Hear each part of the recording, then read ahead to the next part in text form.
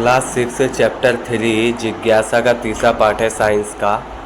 अब इसमें कह रहा है कि उचित आहार स्वस्थ शरीर का आधार है, कि मतलब ज़रूरत के हिसाब से ही हमें भोजन करना चाहिए। कौन निरोगी है, कौन कोरुक कोरुक कोरुक,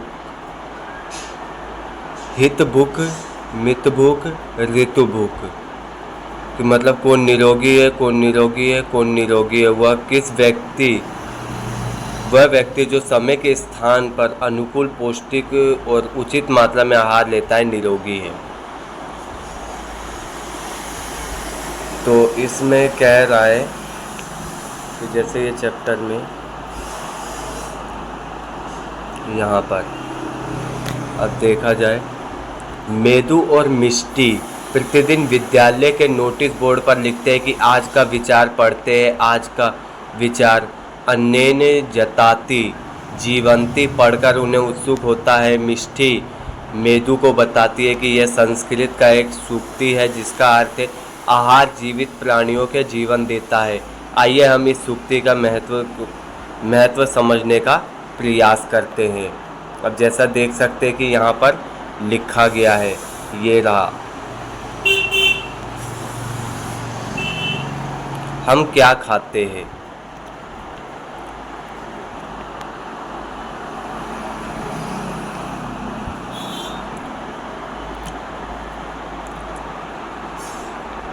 हम सभी प्रतिदिन आहार लेते हैं। आहार हमारे दैनिक जीवन का एक अनिवार्य घटक है। आपके द्वारा एक सप्ताह में प्रतिदिन खाए गए पदार्थों के नाम तालिका 3.1 में सूचीबद्ध कीजिए। कि मतलब जो आपने खाया वो इसमें लिस्ट करने के लिए कह रहा है। चलिए इससे आगे देखते हैं। तालिका 3.1 में अंकित जानकारी के आधार पर आपने आहार के संबंध में आपको क्या विशेष बात ध्यान आती है? क्या आप प्रत्येक आहार में एक ही प्रकार का खाना खाते हैं या अलग अलग समय पर आपकी पसंद अलग अलग होती है? अपनी सूची की तुलना में अपने मित्रों द्वारा बनाई गई सूची से कीजिए। तालिका में आप अपने आप को मित्रों द्वारा अंकित किए गए आहार में समानता एवं अंतर ढूंढें। तालिका का अवलोकन करने पर आप क्या पाते हैं कि उसे अपनी नोटबुक में अंकित करें। आपका ध्यान इस बात की ओर गया होगा कि आपके और आपके मित्रों द्वारा खाए गए आहार में विविधता। क्या आपको लगता है कि हमारे देश के सभी राज्यों के आहार में ऐसी विविधता पाई जाती है? विभिन्न क्षेत्रों का आहार। अब क्रियाकलाप आप देख सकते हैं 3.2। अब यह क्रियाकलाप को स्किप करते हैं। यहाँ पर जैसा कि दिखाया गया है, पंजाब में स्थानीय स्तर पर उगाई जाने वाले फसलें क्या है? मक्का, गेहूँ, दाल, चने। और कर्नाटक में चावल, रागी, उड़द, नारियल। मणिपुर में चावल, बांस, सोयाबीन। और खाए जाने वाले कुछ पारंपरिक पदार्थ, मक्के की रोटी, सरसों का साग, छोले भटूरे और पराठा, हलवा, खीर। और ये कर्नाटक में हुआ आपका इडली, डोसा, सांभर, नारियल चटनी, ये सभी हो गया। और मणिपुर में चावल, इरोम्बा, चटनी, उती, मटर, ये सभी चीज़ें हैं। और पेय में लस्सी, छाछ, दूध, चाय, छाछ, कॉफ़ी और बिना दूध की चाय। तो अब देखा जाए तो इसमें आगे क्या हमें अपने देश के विभिन्न राज्यों में खाए जाने वाले पारंपरिक आहार के विविधता दिखाई देती है? ऐसा क्यों है? तालिका 3.2 में आपके द्वारा एकत्रित की गई जानकारी आपके विश्लेषण कीजिए। क्या इसमें ऐसे खाद्य पदार्थ हैं जो कई राज्यों में खाए जाते हैं? उन खाद्य पदार्थों की एक सूची बनाइए। आप पाएंगे कि कुछ खाद्य पदार्थ अनेक राज्यों में खाए जाते हैं, वही कुछ ऐसे भी है जो केवल किसी राज्य में विशेष ही खाए जाते हैं। आप पारंपरिक खाद्य पदार्थ और स्थानीय स्तर पर उगाई जाने वाली फसलों के मध्य क्या समझ पाते हैं? आपने अवलोकन किया होगा कि किसी राज्य में पारंपरिक आहार व उगाई जाने वाली किसी स्थानीय फसलों पर आधारित होती है। भारत एक कृषि प्रधान देश है जहाँ विभिन्न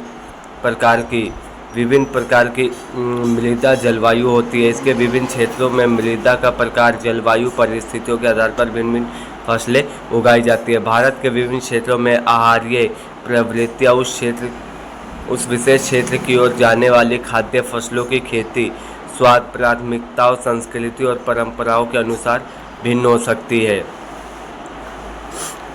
समय के साथ भोजन पकाने की पद्धतियाँ कैसे परिवर्तित हुई है। आपने सीखा कि विभिन्न राज्यों में खान पान की आदतें भी भिन्न भिन्न होती है। हमारे भोजन के विकल्प और भोजन बनाने की पद्धतियाँ एक दूसरे से भिन्न होती है। क्या समय के साथ खान पान की आदतें और भोजन पकाने की पद्धतियों में परिवर्तन की जा सकती है, की गई है। अब क्रियाकलाप दिया हुआ है 3.3।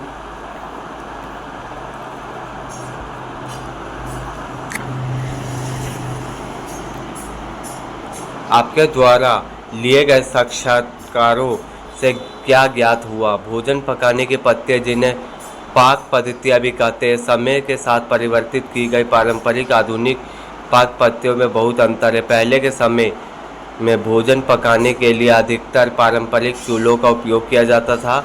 अब भोजन पकाने के लिए अधिकांश लोग आधुनिक गैस चूल्हों का उपयोग करते हैं। पहले के समय पत्थर के सिलबट्टे पर प्रयोग करके हाथ से पीसने का कार्य किया जाता था और इन दिनों खाद्य पदार्थों को आसानी से पीसने के लिए इलेक्ट्रिक ग्राइंडर का प्रयोग करते हैं कि विद्युत चालित पिसाई मशीन। भोजन पकाने और पीसने के अन्य विधियों का पता लगाइए। समय के साथ पाक पद्धतियों में से क्या परिवर्तन हुए हैं। इन परिवर्तन में प्रमुख कारण तकनीकों विकास, बेहतर परिवहन और बेहतर संचार साधन हो सकता है। भोजन के घटक क्या है। भोजन के घटक क्या है। मेदू और मिष्टी अपने स्कूल द्वारा आयोजित पारंपरिक खाद्य महोत्सव देखने जाते हैं। महोत्सव के विषय में स्वास्थ्य आहार, स्वस्थ जीवन। इस महोत्सव में विभिन्न प्रकार के पारंपरिक व्यंजनों के प्रदर्शित करते हुए भिन्न भिन्न स्टॉल है। पोषक विशेषज्ञ डॉक्टर पोषिता विद्यार्थी को बताती है कि स्वास्थ्य ही परम धन है। आइए जानते हैं डॉक्टर पोषित के इस कथन का अभिप्राय क्या है। क्या आप कभी बिना खाना खाए रहे हैं। जब आप खाना नहीं खाते तो आपका कैसा अनुभव होता है। जब हम कुछ समय तक भोजन नहीं करते तो हम सब थका हुआ और कम ऊर्जावान अनुभव करते हैं। आपके अनुसार ऐसा मैराथन धावक दौड़ समय उसके पश्चात ग्लूकोज युक्त पानी क्यों पीता है।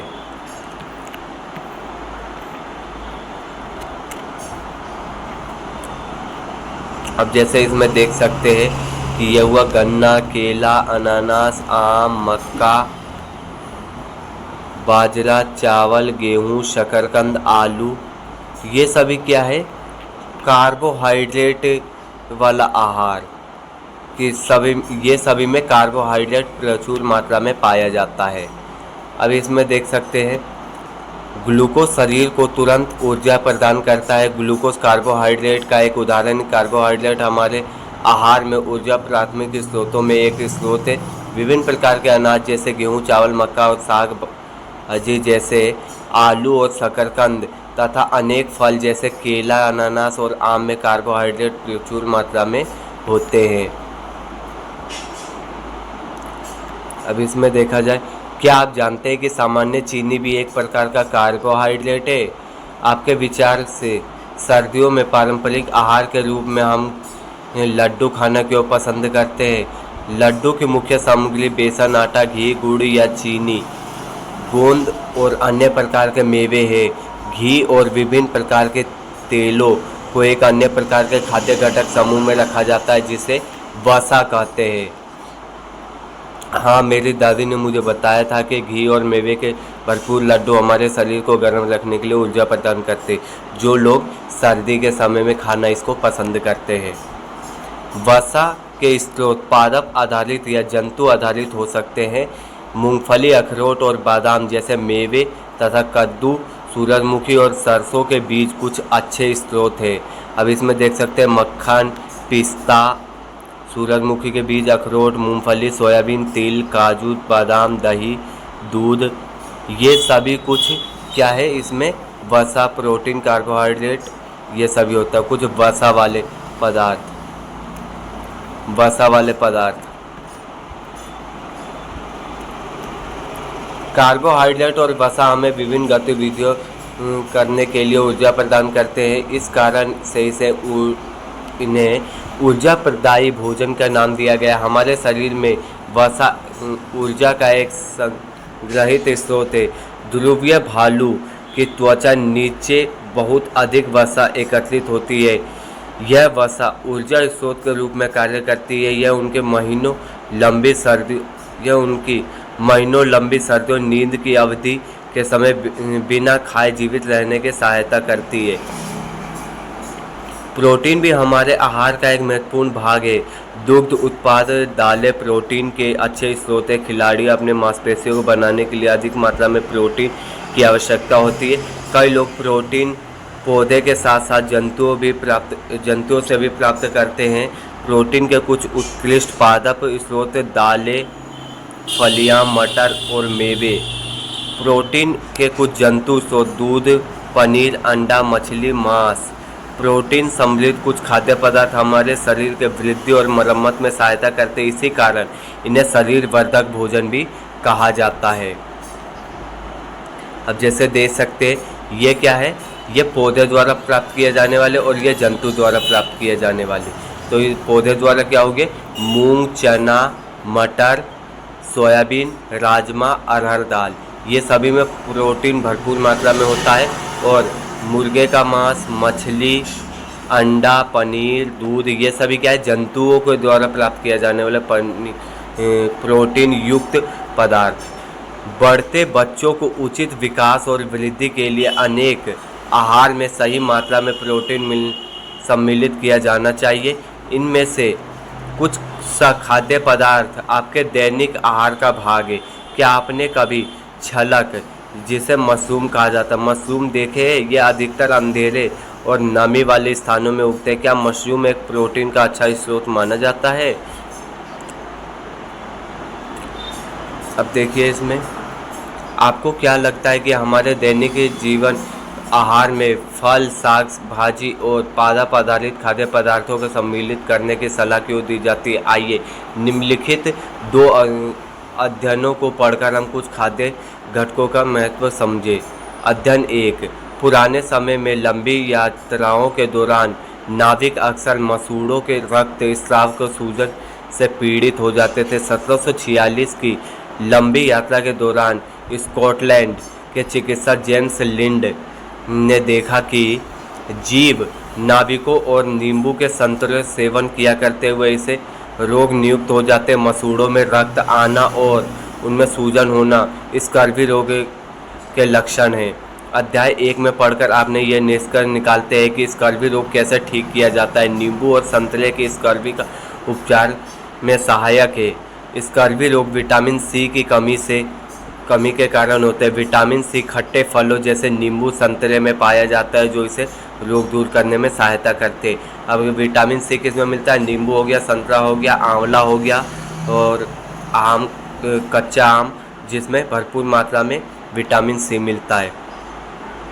अध्ययन 2, 1960 के दशक में भारतीय वैज्ञानिक ने पाया कि हिमालय के क्षेत्र में भारत के उत्तरी मैदान में इलाकों में मानव आबादी में गर्दन में अगले भाग में सूजन के लक्षण व्यापक थे। भारत के सरकार ने मानदंडों के अनुसार सामान्य नमक में आयोडीन की पूर्ति करने का प्रयास किया, जिसे आयोडीन युक्त नमक भी कहा जाता है। आयोडीन युक्त नमक का सेवन से उपर्युक्त लक्षण स्पष्ट रूप से भी कायम हो गए। ये लक्षण इस क्षेत्र में मृदा का आयोडीन की कमी के कारण थे कि जिनके परिणाम स्वरूप स्थानीय भोजन और जल में आयोडीन की कमी हो गई। गर्दन के अगले भाग में ये घेंगा नामक रोग के लक्षण है।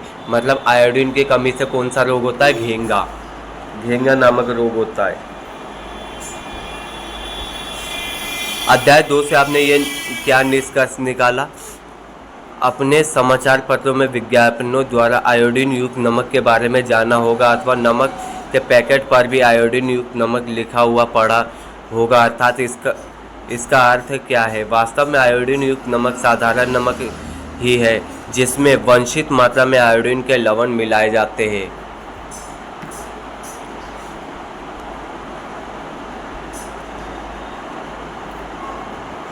नमक की खेती अगरिया नामक जनजातीय समुदाय का एक पारंपरिक प्रथा है जिसे कच्चे और छोटे रण तथा गुजरात के अन्य भागों में नमक की खेती करते हैं। और नमक की खेती के लिए ये 8 महीने तक रेगिस्तान के भीषण गर्मी में रहते हैं और समुद्र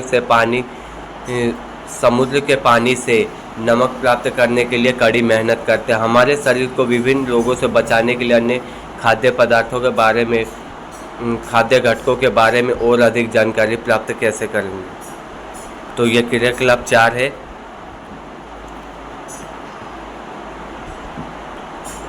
अब देख सकते हैं इनमें भोजन के घटक। विटामिन ए कार्य क्या है? आंखें और त्वचा स्वस्थ रखता है। विटामिन ए से स्रोत पपीता, गाजर, आम और दूध, ये सभी में विटामिन ए प्रचुर मात्रा में पाया जाता है। और अभावजन्य रोग या विकार, दृष्टि का ह्रास या क्षति, मतलब आँखों से देखने की क्षमता में कमजोरी आना, दुर्बल दृष्टि, अंधेरे रात में कम दिखाई देना, रतौंधी कभी कभी पूर्ण रूप से दिखाई देना बंद हो जाना, ये सभी किसके कारण होता है? विटामिन ए के कारण। और ये कुछ बीमारियों के बारे में दिए हुए, काफ़ी अच्छे से आप इन्हें पढ़ सकते हैं कि विटामिन बी की कमी से हृदय को स्वस्थ रखते हैं और शरीर को विभिन्न कार्यों करने में सहायता करता है। और यह मिलता किसमें? फलियां, मेवे, संपूर्ण अनाज, बीज, दूध से बने पदार्थ ये। और इसकी कमी से बीमारी कौन सी होती है? बेरी। और सूजन, हाथों में और पैरों में जलन या झंझाहट, सांस लेने में परेशानी। विटामिन सी की कमी से शरीर को रोगों से बचाता है। आंवला, अमरूद, हरी मिर्च, संतरा, नींबू आदि में विटामिन सी मिलता है जिसकी कमी से स्कर्वी रोग होता है। मसूड़ों में खून निकलना, घाव भरने में अधिक समय लगना, और ये सभी इसके कारण है, लक्षण है।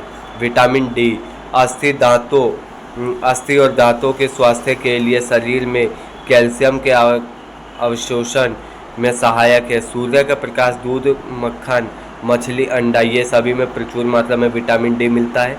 इसकी कमी से रिकेट्स नामक रोग होता है और इसके लक्षण है अस्थियों का मुलायम होकर मुड़ जाना। कैल्शियम हमारे अस्थियों और दांतों की स्वास्थ्य रखता है। दूध, दही और चीज़, पनीर, ये सभी में कैल्शियम प्रचुर मात्रा में पाया जाता है। और इसके कमी से अस्थि और दंतक्षय, मतलब हड्डियों में और दांतों में बीमारी होती है। दुर्लभ अस्थि या दंतक्षय, ये इसके लक्षण है। आयोडीन का बताया था आपको कि शारीरिक और मानसिक क्रियाओं में सहायक करता है। आयोडीन युक्त नमक, सिंघाड़ा, समुद्री शैवाल। और आयोडीन की कमी से क्या बीमारी होता है? घेंगा, जिसे गोइटर कहते। गर्दन के अग्रभाग में सूजन, कि मतलब गर्दन के ये वाला हिस्सा पर यहाँ पर सूजन निकल जाता है, ये आगे उठा रहता है किसी के देखना, तो इस कारण होता है। और ये हुआ आयरन, लोहे के तत्व। रक्त में महत्वपूर्ण घटक है। हरे पत्तेदार साग, चुकंदर, अनार, कि मतलब पालक रहता है, पालक में भरपूर मात्रा में आयरन पाया जाता है। और ये खून की कमी, एनीमिया लाते, ये सभी इसके लक्षण है। ये सभी बीमारी हो सकती है आयरन की कमी से। दुर्लभता, सांस लेने में कठिनाई होती है। और देखो, आयरन को अगर तुम्हें प्रचुर मात्रा में लेना है तो तुम लोहे के बर्तनों में भी खाना बना के खा सकते हो, कि काफ़ी बार सुने होगे कि लोहे के बर्तन में खाना खाने से प्रचुर मात्रा में आयरन मिलता है। तो ये सभी चीज़ों के बारे में पढ़ लिए। अब इसके बाद देखते हैं आगे। चित्र से आप यह सीखा होगा कि vitamin A, B, C, D और खनिज खाद्य घटकों को 2 समूह हमारे शरीर की विभिन्न रोगों की रक्षा करते हैं। लेकिन हम विटामिन और खनिजों की कमी के कारण होने वाले रोगों के विकारों को कैसे ठीक कर सकते हैं? अब जैसे विटामिन ए के कुछ स्रोत, आम, दूध, पपीता, गाजर।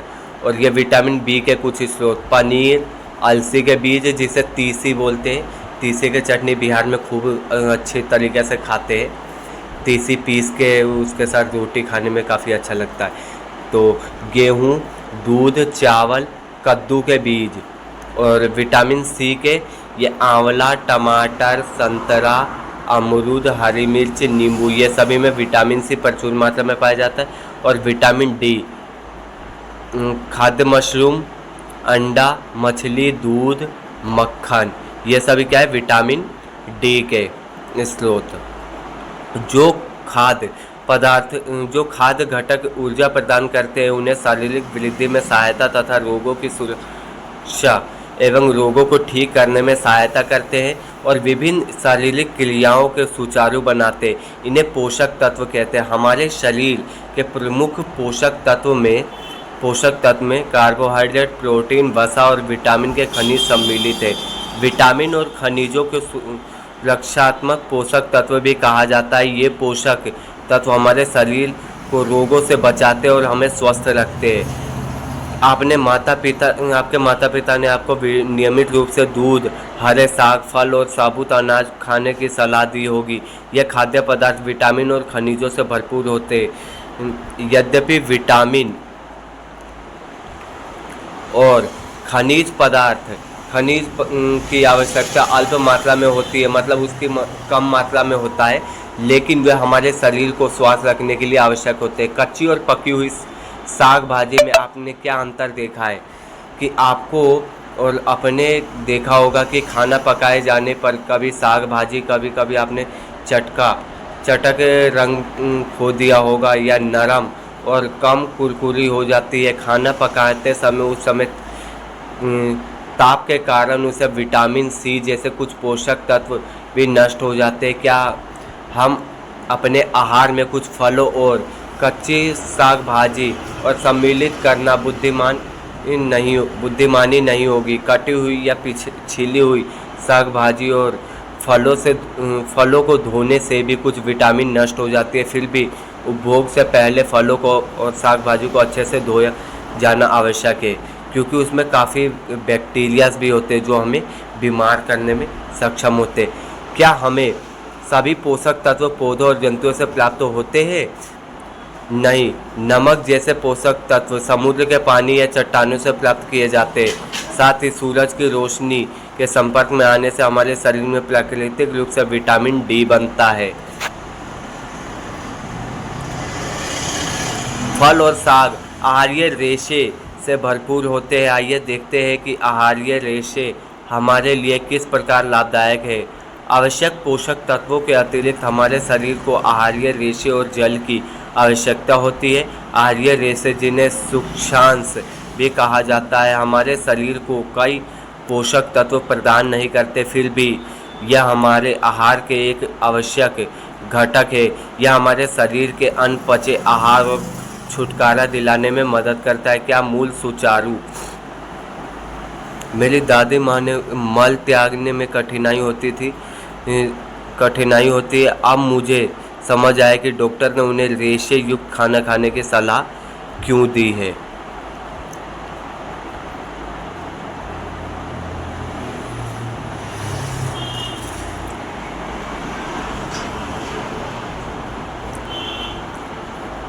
फिर भी यह हमारे शरीर के लिए आवश्यक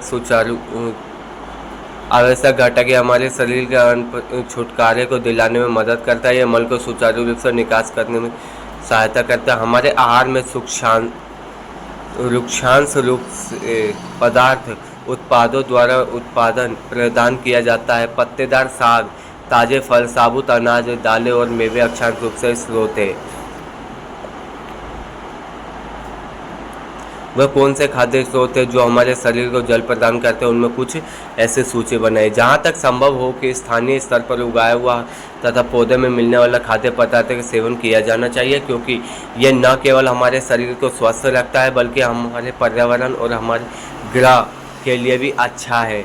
जल भी हमारे भोजन का एक अनिवार्य अंश है। यह भोजन और पोषक तत्वों को अवशोषित करने में शरीर की सहायता करता है। यह पसीने और मूत्र के माध्यम से शरीर के अपशिष्ट पदार्थों को बाहर निकालता है। हमारे स्वस्थ रहने के लिए नियमित रूप से पर्याप्त जल पीना चाहिए। मतलब गर्मी के समय में ज़्यादा से ज़्यादा पानी पीना चाहिए, कि अभी गर्मी का ही सीज़न चल रहा है। वैज्ञानिक का परिचय। कोथुलुर गोपालन जिसका जन्म 1918 में हुआ था। 2019 में इनकी मृत्यु हो गई। इन्होंने भारत में पोषण अनुसंधान की शुरुआत की। उन्होंने लगभग 500 से भी अधिक भारतीय खाद्य पदार्थों और उनके पोषण मूल्यों के आधार पर विश्लेषण किया। भारतीय संदर्भ में उपयुक्त एक आहार की संस्तुति की। उन्होंने भारतीय आबादी की पोषण स्थिति पर किए गए सर्वेक्षण के नेतृत्व किया, जिसमें प्रोटीन, ऊर्जा और अन्य खाद्य घटकों के व्यापक स्तर पर कमियां की पहचान की गई थी। इसके परिणाम स्वरूप 2002 के मध्य यह भोजन योजना लागू की गई, जिसे प्रधानमंत्री पोषित शक्ति निर्माण योजना पीएम पोषण कहा जाता है। इस योजना का उद्देश्य भारतीय सरकारी और सरकारी सहायता प्राप्त स्कूलों में संतुलित आहार उपलब्ध कराना। इस योजना ने देश भर में करोड़ों बच्चों के स्वास्थ्य और पोषण के बेहतर बनाने में महत्वपूर्ण भूमिका निभाई है। भोजन के विभिन्न घटक का परीक्षण कैसे करें? आइए जानें कि विभिन्न खाद्य पदार्थों में कौन से पोषक तत्व होते हैं। मंड, वसा और प्रोटीन जैसे कुछ पोषक तत्वों का पता सरल परीक्षणों से लगाया जा सकता है, जबकि कुछ अन्य का पता प्रयोगशाला में ही लगाया जा सकता है। आइए जानें कि हम कुछ खाद्य पदार्थों मंड, स्टार्च, वसा और प्रोटीन उपस्थिति कैसे पता लगा सकते हैं। अब ये क्रियाकलाप दिया हुआ है, क्रियाकलाप के द्वारा देख सकते हैं प्रोटीन का पता लगाना, और वसा के लिए ये क्रियाकलाप, ठीक है। प्रोटीन के लिए ये क्रियाकलाप हो गया कि इसके सहायता से हम प्रोटीन का पता लगा सकते हैं। अब यहाँ पर आगे का आपने क्या देखा, कुछ परिनलियों में पदार्थ बैंगनी रंग के हो गए, जैसा कि यहाँ पर आप देख सकते हैं। बैंगनी रंग के खाद्य पदार्थों में प्रोटीन की उपस्थिति दर्शाया। आपने अवलोकन की तालिका 3.3 में लिखे। तालिका 3.3 से क्या निष्कर्ष निकाल सकते हैं कि कौन से खाद्य पदार्थ एक से अधिक पोषक तत्वों की उपस्थिति दर्शाते हैं। कौन से खाद्य पदार्थ प्रोटीन और वसा दोनों की उपस्थिति दर्शाते हैं। मूंगफली में प्रोटीन और वसा दोनों की उपस्थिति देखी जाती है। ये इंगित करता है कि हम जो आहार खाते हैं उनमें कई पोषक तत्व उपस्थित हो सकते हैं, या कोई ऐसा खाद्य पदार्थ जिनमें इसमें कोई भी एक पोषक तत्व नहीं हो पाता। इनमें से किन खाद्य पदार्थों से आप प्रतिदिन सेवन करते हैं और ऐसे अन्य खाद्य पदार्थों का पता लगाने का प्रयास करें, जैसे स्टार्च, वसा और विभिन्न प्रोटीन के स्रोत हो। अब जैसे ये तालिका दिया हुआ है, यहाँ पे देख सकते हैं, ये रहा संतुलित आहार। अब देखिए संतुलित आहार, क्या सभी व्यक्तियों को पोषण संबंधी आवश्यकताएं समान होती है? क्या आपको और आपके दादा दादी या नाना नानी एक प्रकार के समान मात्रा वाले पोषक तत्वों की आवश्यकता होती है?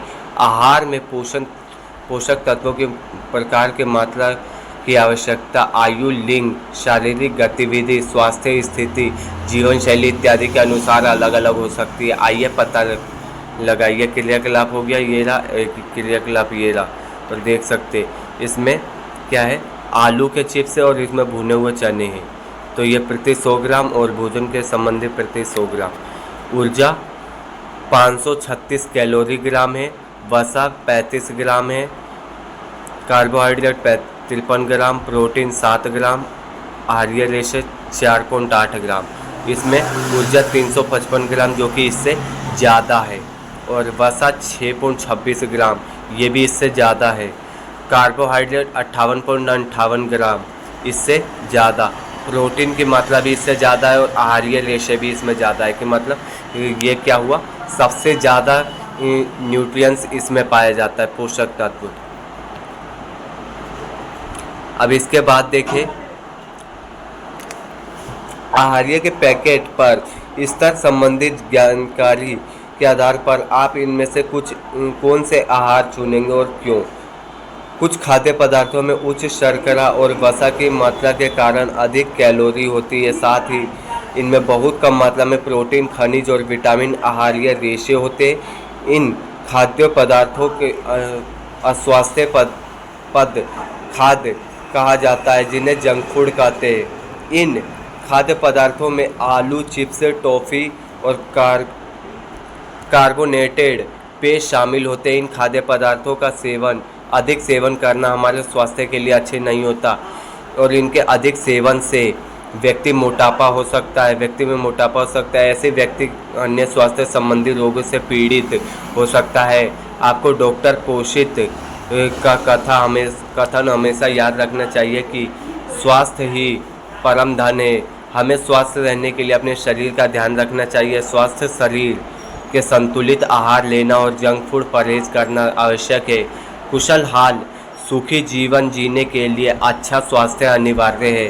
क्रियाकलाप में जिन पदार्थों का अध्ययन किया उनमें से किस पर जंक फूड पर निरूपित नामांकित किया जा सकता है। पैकेट बंद खाद्य पदार्थों के पैकेट पर पोषक तत्वों के बारे में जानकारी होनी चाहिए। जानकारी प्रत्येक पोषक तत्व की मात्रा में सूचीबद्ध होनी चाहिए। कभी कभी प्रबलीकरण के दौरान आहार की पोषक गुणवत्ता को बेहतर बनाने उसमें अधिक पोषक तत्व मिलाए जाते हैं। आयोडीन युक्त नमक और शिशु फोर्टिफाइड खाद्य पदार्थों के उदाहरण लेते हैं। भारतीय खाद्य सुरक्षा मानक प्राधिकरण FSSAI ये एक सरकारी एजेंसी है जो भारत के खाद्य गुणवत्ता पर नियंत्रित करता है। कि मतलब अगर जैसे तुम कोई भी खाने पीने की चीज़ बेचना चाहते हो अपने से बना के या उसका बिजनेस कर रहे हो तो आपको FSSAI का इसका लाइसेंस लेना कंपलसरी है। इसके बिना आप वो बिजनेस नहीं कर सकते। जैसे जितने भी खाने की चीज़ें जैसे बिस्किट, चिप्स, कुरकुरे या कोई भी खाने की चीज़ें होगी तो उनके पैकेट पर आपने ऐसा मार्क ज़रूर देखा होगा या ऐसा लिखा हुआ ज़रूर देखा होगा। मिलेट अथवा मोटा अनाज, पोषक अनाज संभवतः आपने ज्वार, बाजरा, रागी और सांवा जैसे अनाजों के बारे में सुना होगा। यह भारत के देशज फसलें हैं। इन्हें अलग अलग जलवायु परिस्थिति में सहजता से उगाया जाता है और इन अत्यधिक पोषक अनाजों को कद्दन यानी मिलेट भी कहा जाता है। क्या आपने कभी कद्दन के बने खाद्य पदार्थ खाए हैं?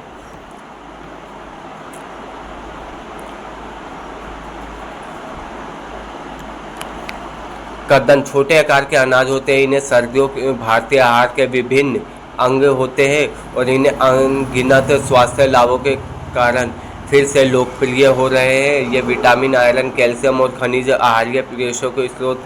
यही कारण है कि इन्हें पोषक अनाज भी कहा जाता है। हमारे शरीर के सामान्य कामकाज के लिए आवश्यक संतुलित आहार में महत्वपूर्ण योगदान देते हैं। खाद्य मील खेती से हमारी थाली तक, खेत से भोजन हमारे थाली तक कैसे पहुंचता है, इस प्रक्रिया के क्या चरण है, इस प्रक्रिया में कौन कौन से लोग सम्मिलित है। क्या आप जानते हैं कि अनाज से अंकुरित होने के बाद उसका आटा बनने तक कितना समय और कितना मेहनती लगता है। आइए जो हम रोटी खाते हैं उसे बनाने की पूरी प्रक्रिया समझने के लिए अवलोकन करते हैं। अब जैसे देख सकते हैं कि यहाँ से अनाज किसानों द्वारा गेहूँ उगाना, ठीक, और इसके बाद अनाज की मड़ाई और ओसाई कि मतलब धान के काटने के बाद इसको फिर अनाज का भंडारण, फिर अनाज को पीसना और पैक करना, फिर खुदरा दुकान पर परिवहन, फिर हमारे थाली में भोजन। कि मतलब कितना लंबा चौड़ा ये प्रोसेस है। अब इसके बाद देखिए गेहूं या किसी अन्य खाद्य पदार्थों के थैले द्वारा उत्पाद से उपभोक्ता तक तय की गई कुल दूरी को खाद्य मील या फूड माइल भी कहा जाता है। खाद्य मील को कम करना महत्वपूर्ण है क्योंकि इससे परिवर्तन के दौरान लागत और प्रदूषण में कमी करने में सहायता मिलती है। इससे स्थानीय किसानों के व्यवसायों में सहायता मिलती है और यह हमारे भोजन से अधिक ताज़ा और स्वास्थ्य रखता है। अब इसके बाद यहाँ देखते हैं बहुत से लोग भोजन को अपनी थाली में बिना खाए छोड़ के उसे बर्बाद करते हैं और हमें ये याद रखना चाहिए कि हमारे किसान और समुदाय अन्य खाद्य स्रोत से हमारी थाली तक भोजन पहुंचाने में कितना समय लगता है और कितना श्रम करते हैं। उन्हें उतना ही भोजन अपनी थाली में लेना चाहिए जितना हम खा सके और इससे अपने बर्बादी कम होगी और भोजन को खेत से थाली तक पहुंचने में सम्मिलित विभिन्न प्रक्रियाओं की समय सीमा का पता लगाने का प्रयास करें। स्वास्थ्य खाएं, मिल बांटकर खाएं और खाने में सम्मान करें। स्थानीय उत्पादों का समर्थन। कुछ प्रमुख शब्द हुए ये, ठीक है, ये प्रमुख शब्द, ये सारांश, इसको पढ़ लेना है पूरे चैप्टर से रिलेटेड। चाहो तो आप स्क्रीनशॉट ले सकते हैं, इसका स्क्रीनशॉट ले लीजिए। ये सारांश का ये चैप्टर आपका कंप्लीट हो गया है। और आइए कुछ अधिक सीखें, इसका भी स्क्रीनशॉट ले सकते हैं। यहाँ पर ये भी आपके काफ़ी काम आने वाला है। लास्ट में ये चैप्टर आपका पूरा कंप्लीट हो गया है। और भी सीखें, ये चैप्टर आपका कंप्लीट।